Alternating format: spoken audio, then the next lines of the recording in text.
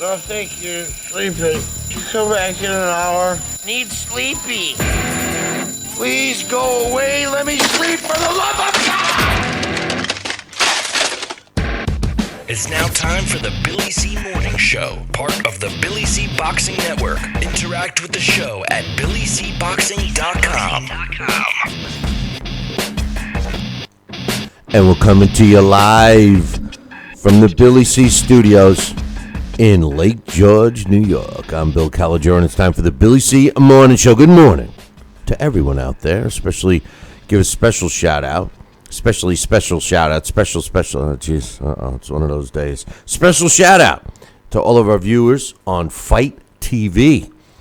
And if you're not getting Fight TV on your handheld or your cell phone, well, then you're just crazy, because all you got to do is go to fight.tv. That's FITE.tv/Billy C. Download the app right now and enjoy the show on your cell phone or any other handheld device. Fight TV. Today's show is being brought to us in part by Sal's Neighborhood Pizzeria and Italian Restaurant, located in St. Simons Island, Georgia.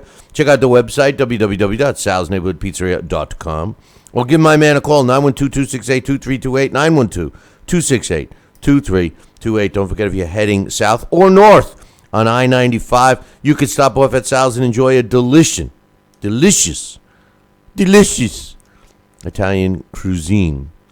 And it's a 15-minute detour off of I-95. Check out the website for the address, www.salsneighborhoodpizzeria.com. Today's show is also being brought to us in part by the Turning Stone Resort and Casino and their next boxing event, which is March 11th. David Lemieux against Curtis Stevens. What a great fight. Will be broadcast on HBO. I want you to be there because I'm going to be ringside. That's right. I will be ringside. Get yourself some tickets right now by visiting our website, BillyCBoxing.com, and click on the fight poster, which is on the right-hand side. Don't forget to tell them Billy C sent you. Demand a Billy C discount for your tickets. Then let me know where you're going to be so you can buy me a scotch on March 11th. Today's show is also being brought to us in part by FireFan. If you're looking to get more out of your sports fantasy games, well, check out FireFan.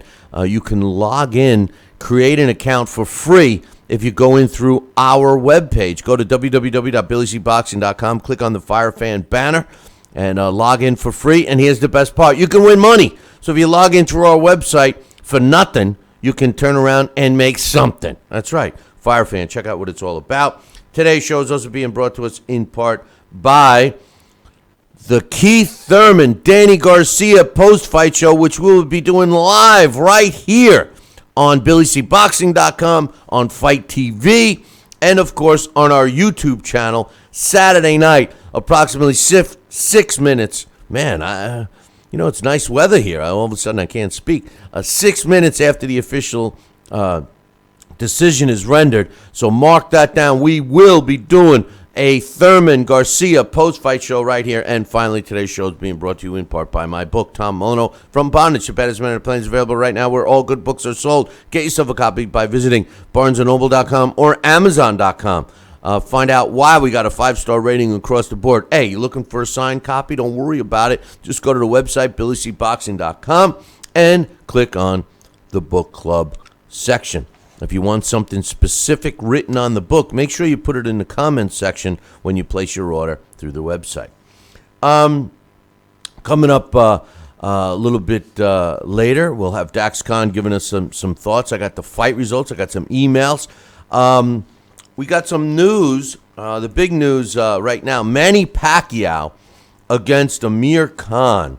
Apparently, it's signed, sealed, and delivered for April 23rd. Jeff Horn gets kicked to the curb because a couple of more zeros were added on to the total purses for these two fighters.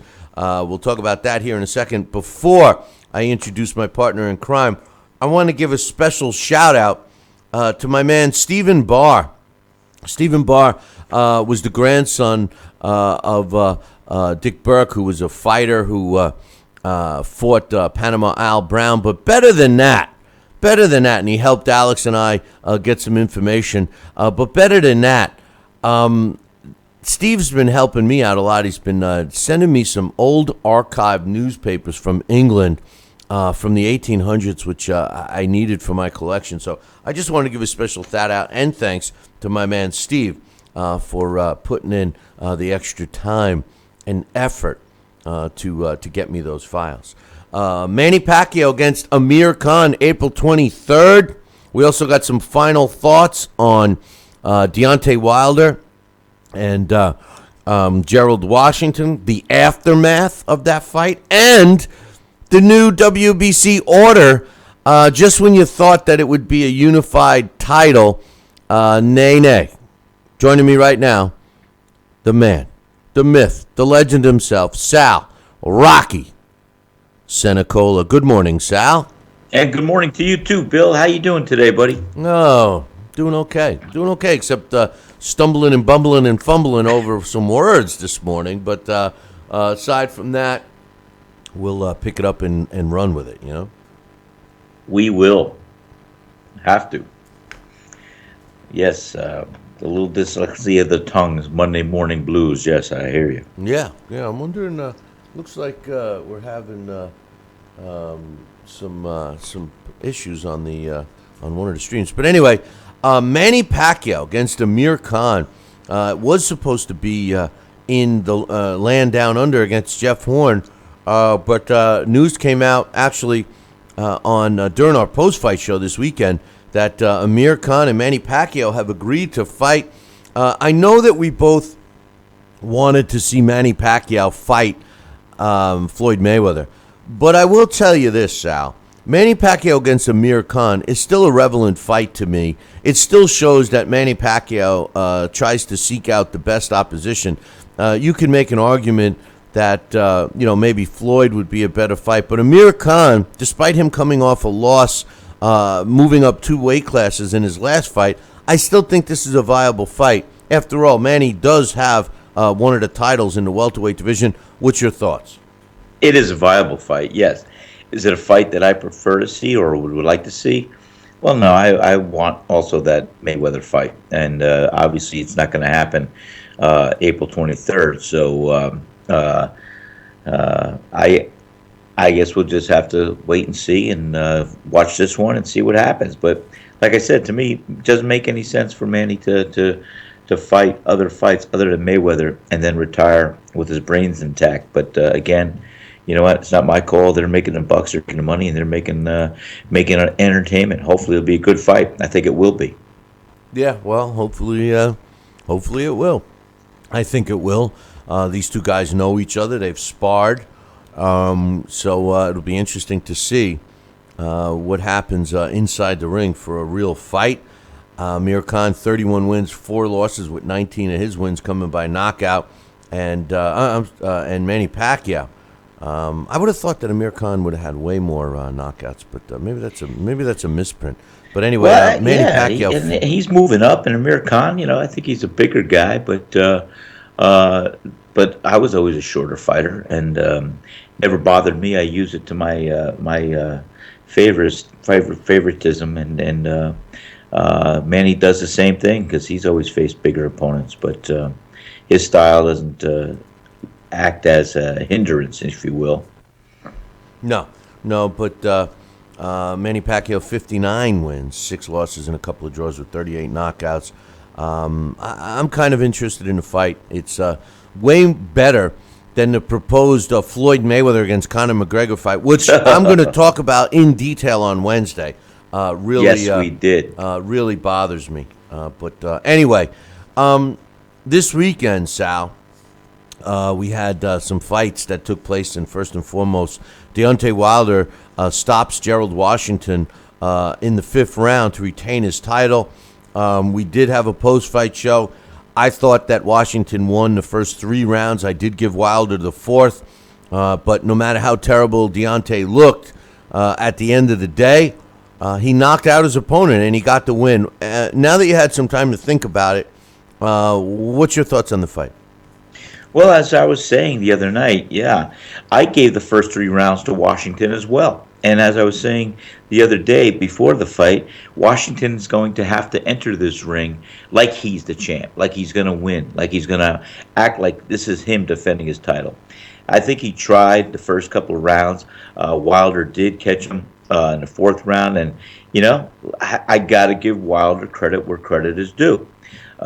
He delivered the telling blow in the fifth, and that's what happened, and turned it around. And as I was saying, Wilder happens to be defending his title and winning these fights, and I can't knock him for that.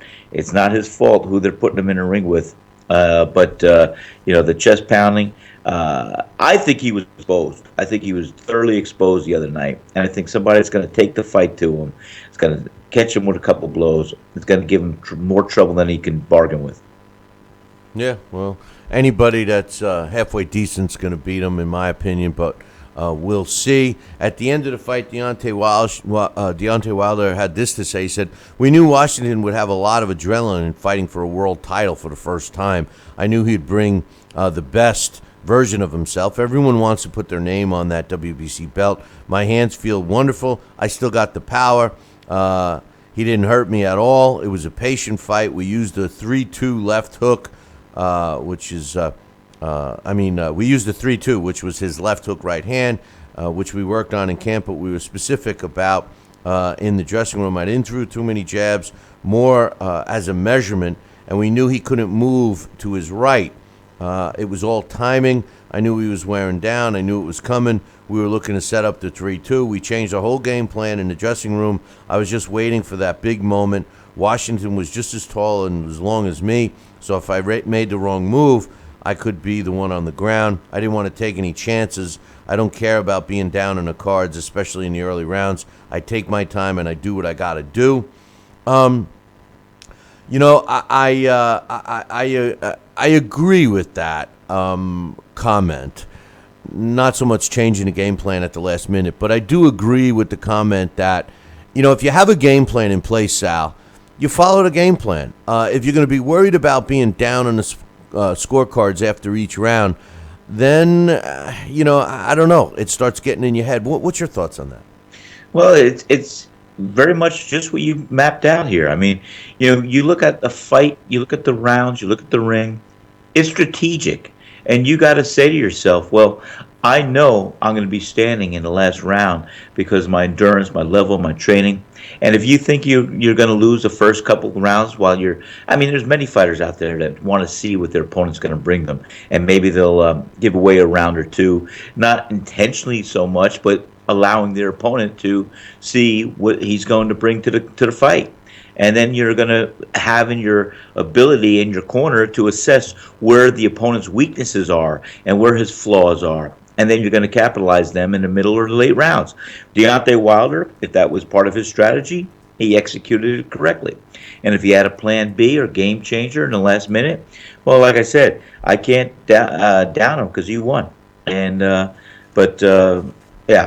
exactly just what he did. He executed what he thought was his game plan. He says, Deontay Wilder says, "I saw Joseph Parker after the fight and greeted him. I'm a gentleman outside the ring. I'm in love with this sport, but I don't want to do it that long. I think 10 years or less. I want to unify this division, defend it a couple of times, then I'm out of here. I really feel 2017 I'm going to injure someone to the point they're going to have to red tag on somebody's toe. I really feel this way." That's no joke. Wow. I watch Deontay Wilder, and when he delivers punches, he closes his eyes. I mean, this is a guy that just can't stand getting hit. I know every opponent that he's been put in with, Sal, has been calculated to the max. They are afraid to put him in with anybody. I think Deontay Wilder is afraid to get hit. For him to make a statement like that, I think it just reiterates what I'm talking about with him believing all the BS that these guys are whispering in his ear. Granted, no kidding aside, Deontay Wilder has a devastating and powerful punch, but that's it. That's all he has. Put him in with a real guy. Any one of the guys I mentioned on the post-fight show, Kubrat Pulev, Vladimir Klitschko, Anthony Joshua, or even Luis Ortiz, all of those guys, in my opinion, not only beat Deontay Wilder, they knock him out. Of course, he's going to beat the Gerald Washingtons and all the other wannabe top-rated heavyweights. But come on, man, making a statement like that, to me, that means that he's clearly believing all all the stories they're whispering in his ear. What's your thoughts? Just that. I mean, this guy. I mean, yeah, I don't see why a statement like that was necessary. He could have stopped it right at, "Hey, I'm going to put another couple of years in here, and I'm going to get out and carry on with the second part of my life, and like to stay within the game of boxing, and we'll see where I could evolve from." But you don't say, "Hey, I'm going to put a red tag on somebody's toe this year." Well, again, don't even go there. Nah. Yeah. You know what? Just worry about yourself. Keep your own hands up, and fight a good, clean fight. Yeah, and FYI, the WBC has ordered Deontay Wilder to fight Berman Stavern again. Apparently, negotiations must start right now, today, Monday. This is just another one of those examples, Sal, where a sanctioning body is going to step in and ruin some things. Number one, as much as I don't think that Joseph Parker would give Deontay Wilder much of a shot, at least it's a unification of sorts. But the WBC, who tries to, basically, I can't even think of a better choice of words except cock blocking, Deontay Wilder from unifying the title. Now they're going to order him to fight Berman Stavern again. Why would they do that? Berman Stavern hasn't even been active, and he was never anything to begin with. Why waste Deontay Wilder's time fighting this guy again? Well, like we just said, you have the powers that may be trying to elongate a career or a status and a champion. And that's why they can keep lining their pockets with some money and some dollars that they can count on for the next couple of months and fight. Because once they put him in with one of the aforementioned fighters you mentioned, he's gonna be picking himself up off the canvas. I have a good feeling of that. Some other fights on that card: Jarrett Hurd stopped Tony Harrison at 2 minutes and 24 seconds of the eighth round. And won the title, the IBF version of the junior middleweight title. Hurd improves to 20-0, 14 knockouts. Tony Harrison drops to 24-2, with 20 of his W's coming by knockout. In an extremely exciting fight, Dominic Breazeale improved to 18-1 with 16 knockouts when he stopped Izabi Ugano, who drops to 17-1.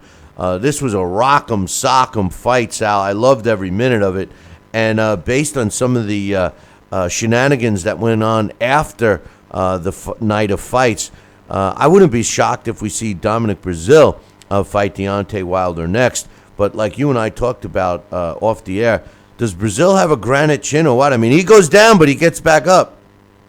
I'll tell you, he's got recuperative powers, and he is going to get hurt, though. I'll tell you, he takes some shots that unbelievable. And I think that he just has those recuperative powers. I mean, he gets dropped, he gets hit, and he can regroup himself. And he came back strong. And against Yuganov, I'll tell you what, he showed me something, because I thought he was going to be coming up short in this night. We've seen him down before, but again, he comes back. This guy has some recuperative powers that are phenomenal. But he's got to look at it, because he's going to be getting hurt one day if he fights another guy like that could put him away. I think that he needs to get back in the gym and become a little more disciplined. He's put on 40 pounds since he looked a little heavy around the middle. Yeah, but the only contradictory to that is the fact that he seems to. It seems to help him, recover like you suggest, and also maybe put some pop behind his punches. I don't know, but we'll see what's next for Breazeale. Also, some fights that took place on Saturday of note. Ray Vargas scored a 12-round majority decision over Gavin McDonald to win the vacant WBC 122-pound title in England. The way the judges scored it, 117, 111, 116, 112 in favor of Vargas. And then one judge had it, 114, 114 as being even, which if you saw the fight, I don't know what they were watching. Luke Campbell improved to 16-1 with 13 knockouts when he took care of Yaro Lopez, who drops to 21-7. The fight ended in the second round. Campbell retained his WBC silver title. In a rematch, this time Christoph Zimanok made good on his promise to beat Mike Molo. His only loss came at the hands of Mike Molo in their last fight. Well, this one ended differently in Poland. Zimanok won, scoring a 6-round stoppage over Mike Molo to improve to 21-1 with 14 knockouts. Mike Molo drops at 21-7. A guy that I think should have retired before he even started pro boxing, BJ Flores, great commentator, terrible fighter. They handed him a win this weekend when BJ Flores took care of the guy who went there just to get a paycheck, Jeremy Bates. In the very first round, Bates drops at 26-19-1. And unfortunately, BJ Flores gets another win under his belt, which means we'll see him another time. 33 wins, 3 losses, and a draw, with 21 of his wins coming by knockout. Friday night from Canada, Elder Alvarez scored a 5th-round knockout over former world champ Lucien Boutte to improve to 22-2. Looks like that was the last fight for Boutte, contemplating retirement at age 36. And also on Friday night, Justin De La Oche improved to 17-1 when he scored a 2nd-round knockout over Chris Pearson. Also on that card, Saul Rodriguez improved to 22-0 with a draw when he won a split decision over Oscar Bravo, who drops to 27-7. And Andrew Tabiti improved to 14-0 when he scored a 6-round stoppage over Qantas Graves, who loses for the first time in his career.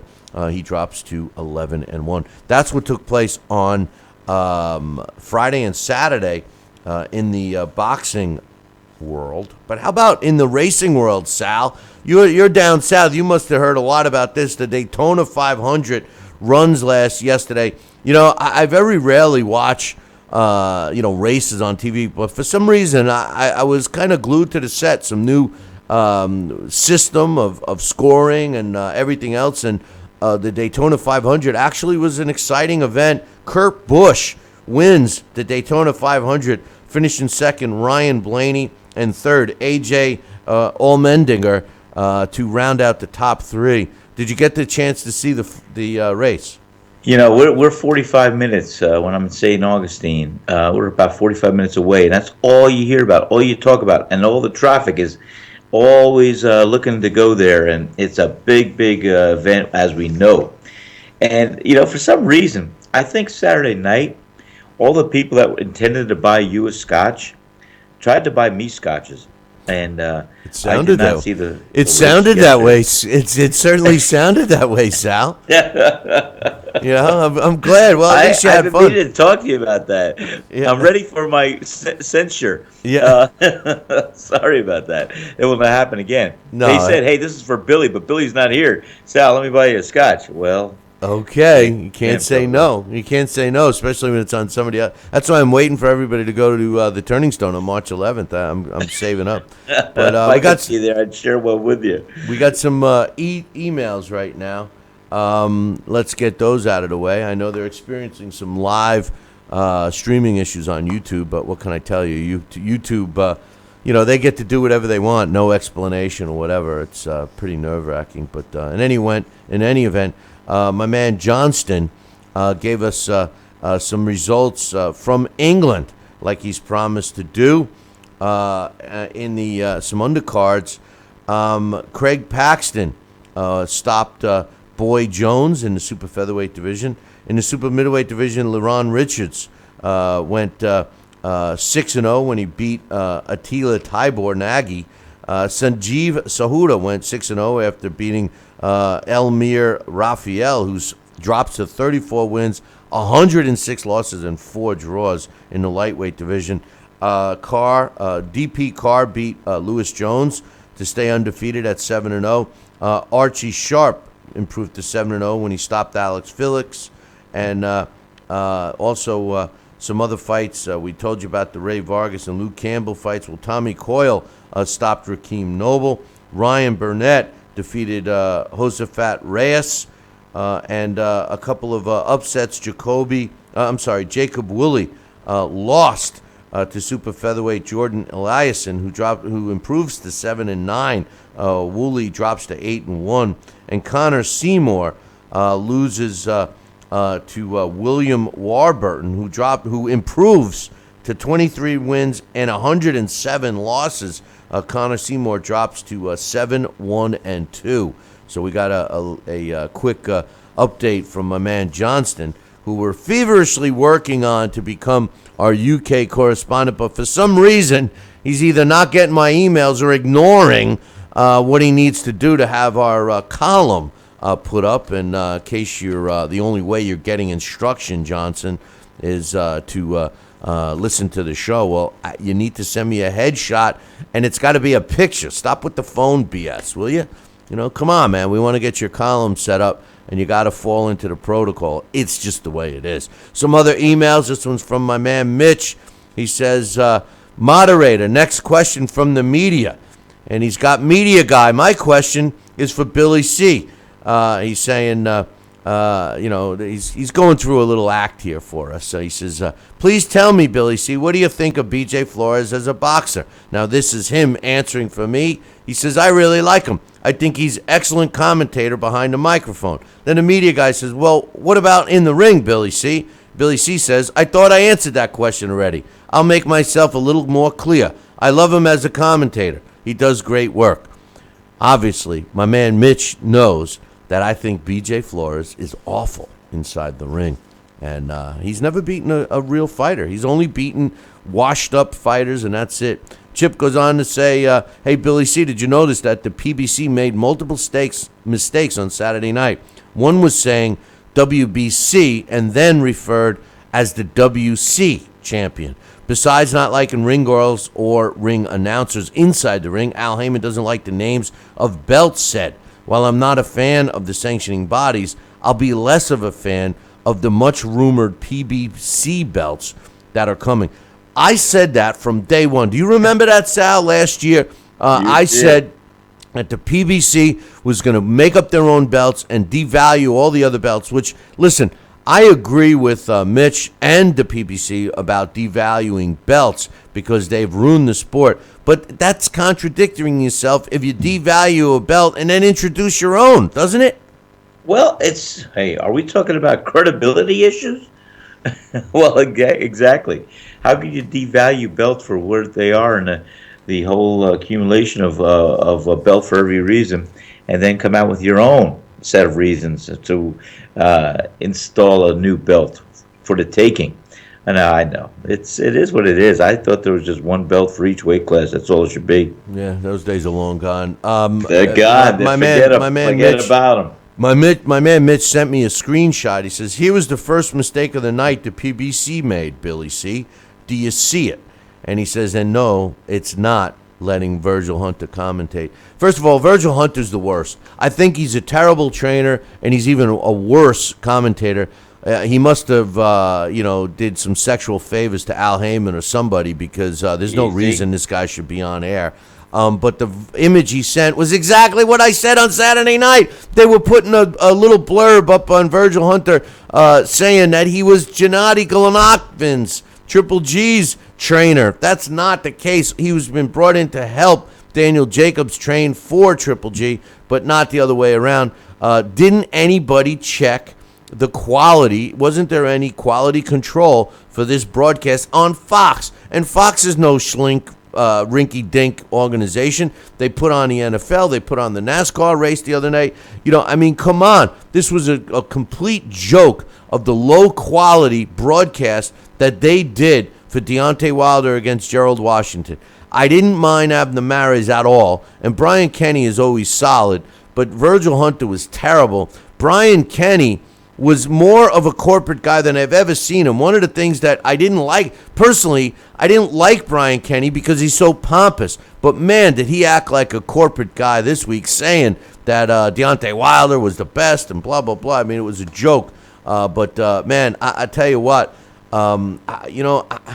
you could say what you want about the other broadcasts. I mean, I don't like Mauro Ronaldo, but Showtime always puts out a quality broadcast. You know, I'm not a big fan of Roy Jones Jr., but HBO always puts out a quality broadcast. I'm not a huge fan of Teddy Atlas, but ESPN always puts out a quality broadcast. I mean, listen, if you're going to put on a show, especially on TV, it's got to be some kind of quality control, don't you think, Sal? Oh, 100%. Absolutely. And you're right. Can't say anything else about it. You got to protect your brand. Just like you do yours. You got to protect it. Yeah, no doubt. Yeah, we're having some issues with the YouTube thing. Let me take a quick break here, Sal. The Billy C. Morning Show will be right back. Hey, fight fans, check out KOFantasyBoxing.com. KO Fantasy Boxing is boxing's only trademarked fantasy game. Check it out, www.KOFantasyBoxing.com. Select your own gym, your own fighters, track them through a season that can last from 3 months to a year, depending upon which league you join. You got to check this out, man. www.KOFantasyBoxing.com. Join it today. Again, www.KOFantasyBoxing.com, and tell them Billy C sent ya. Check out BillyCBoxing.com now, or feel the wrath of the mighty mustache. Oh, that hurts. Why are you doing that to my face? I hate you. That's BillyCBoxing.com. Consider this your warning. Now, back to the Billy C. Morning Show. Interact with the show at BillyCBoxing.com.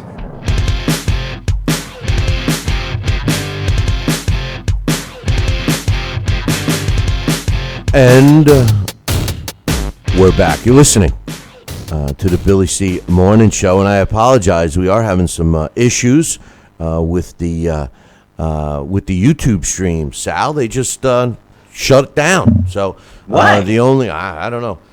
The only way that people are going to get the show today is via the podcast or your local radio dial. So can't understand what happened with that, but nonetheless. We're gonna have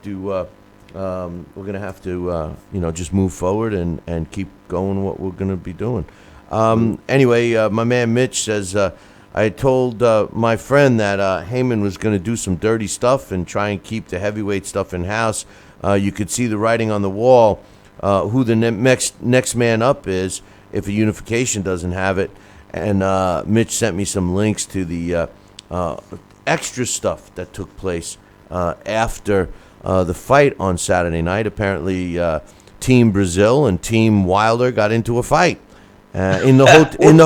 Talking about that matchup in the hotel lobby, Sal. So hey, that's classy. Why not? Yeah, right. So anyway, maybe they're promoting it. Maybe that's what's going to happen.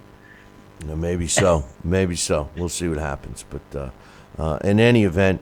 This is from Joel. He says, hey, Billy C., I just wanted to give you and Sal my review of the Butte Alvarez pay-per-view, which I told you I was going to order. He says, overall, I thought the pay-per-view was exciting, and I got my $50 worth. The opening, Laferne and Uriel Gonzalez was all action-packed, very little defense. I felt Uriel should have picked up the victory, but against a hometown guy, he didn't get it. Sebastian Bouchard and Gustavo Garibay was next. Nothing to discuss here, as Sebastian was continuing to pad his record. He says Adam Braidwood and Eric Martel Bahami were the co-feature, and it was a battle of two huge Canadian heavyweights with little defense, mainly winging shots, and neither were technical. Braidwood finally put Eric away in the fifth. These aren't two world beaters, but they made an exciting fight. As far as Butte Alvarez, it was extremely competitive until the stoppage. I thought Butte looked good. Alvarez was slick and technical, but I didn't think Elder had the power to stop Butte, but I was wrong. He caught him with two vicious rights in the fifth to put him away. Overall, I was happy. I ordered it, and if you find any videos of the fights, check them out. You won't be disappointed. He says, thanks to you guys for taking the time to give us a great post-fight show. Will there be one for Garcia Thurman and Triple G Jacobs, considering you will be at the Lemieux Stevens fight? Yes, There will be one this week for Garcia Thurman. There will be one for Triple G and Jacobs, but as you guessed it, there will not be one for Curtis Stevens and David Lemieux because I will be ringside. One other email we got here, actually two more, Sal. One here is from Mike. He says, hey, Billy C., Oscar De La Hoya is force-feeding BS to the media, and I'm so sick of it. This build-up, marinate it. That stuff really is bad. At this point, I don't think it even matters. I have no interest in whatsoever in seeing Canelo fight Chavez at another made-up stupid catch weight. Could Canelo lose? Yeah, but that's not the point. The point is, blah, blah, blah. We know Canelo wasn't a middleweight, so he couldn't fight Triple G. Then they wouldn't F around. Then he goes down to fight Liam Smith. Now he's a super middleweight. Boy, they sure do a whole lot of effing around in Mexico, I guess. Chavez Jr. has done nothing to merit a fight against the new moneymaker in the biz, even though Chavez Jr. Hasn't been relevant since his 11-round wipeout loss to Martinez. He gets to further his bank account while Daniel Jacobs is fighting a real fight in Triple G with no catchweight. Billy, it's like they don't even try to pull the wool over our eyes anymore. At least Oscar could try to make something new, make up something new to avoid Triple G. You know what? I'd rather see Triple G against De La Hoya now. And I thought B-Hop was so full of pride and had so much respect for sport. Isn't he part of Golden Boy? It's just so stupid, the whole thing. I just love hearing Oscar say that this is the fight that I want to see. Sure thing, Oscar. Time to go back to rehab because he's starting to get flaky. What's your thoughts, Sal? Tell you what, nothing better than having a good boxing fan, knowledgeable fan, call out the realities of what he sees instead of all the fluff that they try to sell us. That's perfect. I like it. Yeah, well, we'll see what's happening. Apparently, something got put up on YouTube, but it's not our show. But really, anything, yeah. Another email here. This was from Luke, the Englishman in Korea. He says, "Hey Billy C, my favorite fighter is Roberto Duran. I'm lucky to have a signed glove." He says, people say he was a badass inside and outside the ring as a young man, but he became a real nice guy and later in his life. I was wondering if you and Sal ever met him and what was he like? I did meet Roberto Duran a couple of times. Unfortunately, I don't really know what he was like because every time I met him, he was a nice guy and he didn't understand English too well. How about you, Sal? I've met him many, many times. I sparred with him, and he was my childhood idol. I mean, growing up, and like I told you, the story over and over again. We had the opportunity. Murray Goodman, who used to work for Don King, Murray and Bobby Goodman lived in my hometown of Rivervale.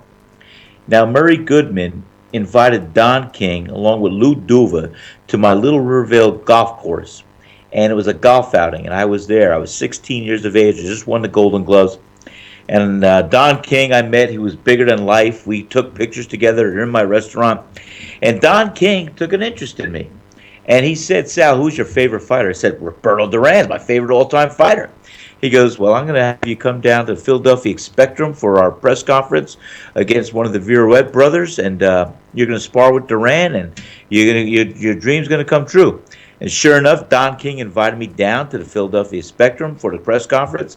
I met Roberto Duran. We sparred. And let me tell you something. I sparred with him later on because he became part of the training camp that Lou Duva used to hold up at the old Americana Great Gorge Resort, where Pazienza and myself, and we'd all train out there. And I knew Duran. And Duran, even in Gleason's, when he would come and train, and he had a nasty persona. He was a tough, angry guy, but he'd also like to joke around. He'd also like to have fun. But I've seen him in camp, and I've seen him spinning on the floors. I've seen him all over the place. But I love him. He's a great guy. He did a great job in the ring, and he's a true warrior from yesterday. And that's it. But. Yeah, he was good to his inner circle, too, though. He's a good man. Yeah, no doubt. Listen, make sure you guys tune in on Wednesday. Floyd Mayweather has said there's only one fight out there that's important. That's Mayweather and Conor McGregor. I'm going to go on Wednesday and give you guys a really extended reason why. You all know the main reason. I think it's a fraud, okay? And I think that Floyd Mayweather is taking advantage of all boxing fans by trying to sell this. The fact is this. I will discuss this in detail on Wednesday, but I'm going to give you my quick thought. My quick thought is simply this. If the people really want to see it, and this is what Floyd is saying, I don't. I mean, everyone I talk to they don't want to see it because no one thinks that this is going to be a challenging fight for Floyd at all. The only people that want to see it are the uneducated, UFC fans that think that their guy, Conor McGregor, has a shot against Floyd, and it's become more of a boxing versus UFC thing. There's no way that Floyd Mayweather should use this as his 50th win. You might as well just give him the 50th win because this is against a pro debut fighter. If Conor McGregor fights at least 4 fights, 4, that's all I'm asking for, 4, and then he fights Floyd Mayweather in his 5th pro fight, I would accept that. But to go right in to his as a pro debut fight against Floyd Mayweather, that's a joke. That's an exhibition. And I tell you right now, if Nevada State Athletic Commission approves this fight, or any boxing commission approves this fight before Conor McGregor can demonstrate that he's even on a professional level inside a boxing ring, I'm gonna stop watching the sport. How about that, Sal? What do you think? Oh, you know what? I think you're right on. It's such a black eye for boxing, and Billy, if I can, I can share. We had our Wednesday show broadcast down here in Brunswick, Georgia, for the first time, and it was great. Love to hear it. I listened to the whole show in its entirety, like I always do. But again, when I listened to the segment where you had Larry Hazard on the radio with you guys discussing this, I definitely agree with you. You both said you wouldn't like to see it, and I don't want to see it. It's not good for the integrity of boxing. It's a slap in the face for all the blood, sweat, and tears that boxing has evolved and has become the great game. This is nothing more than it's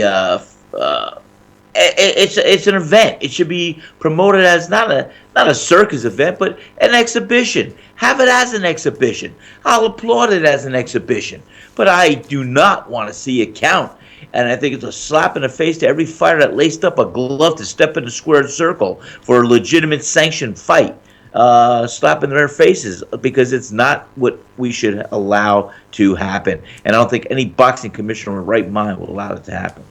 Well, I was glad that Larry said the same thing. Yeah. And if a boxing commission does permit that, it's going to be pretty sickening. But unfortunately, we are having some trouble. I am going to see if we can upload a video version of this show up on YouTube and erase the garbage that they have up there now. But on this day, February 27th in 1971, Sal, Vincent Rondon knocks out Jimmy Dupree in the 7th round to win the vacant WBA light heavyweight title, and that took place in Caracas. On this day in 1999, Stevie Johnston wins a 12-round decision over Cesar Brazen to regain the WBC World Lightweight title, and took place in Miami.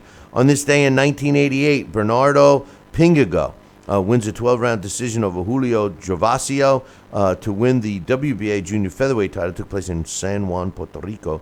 And on this day, February 27th, in 1976, Alfonso Lopez knocks out Urbito Salvarera in the 15th round to win the WBA World Flyweight title, and that took place in the Philippines on this day, February 27th in 1976. Any final thoughts, Sal Rocky Senecola? No, I'm calming down now. I was agitated because that whole Conor McGregor Mayweather fight, and those were pretty much Larry Hazard's words, just my emotion articulating with the genius that came out of Larry's mouth. He was right on, though. I couldn't agree with him 100% more. Yeah, no, there's no question about that. I mean, I don't think anybody could argue, but you never know. There's never know. There's a lot of Kool-Aid drinkers out there that are making this even a possibility. I'm sick to my stomach. But anyway, hey, Make sure you guys tune in Wednesday morning. We're going to have the Blast from the Past, which is former title holder Johnny Nelson we'll be talking about. Larry Hazard will be with us. Sal, Rocky Senecola will stop by, and we'll be broadcasting again on Friday. Don't forget, we're going to be doing a post-fight show right after the Danny Garcia-Keith Thurman fight is over. So mark that one down. We got a lot of stuff coming up this week. And we still got a lot of surprises for you that we're going to unveil over the next couple of weeks. So without further ado, make sure you tune in Wednesday morning. Same bat time, same bat channel. Until then, ciao, baby.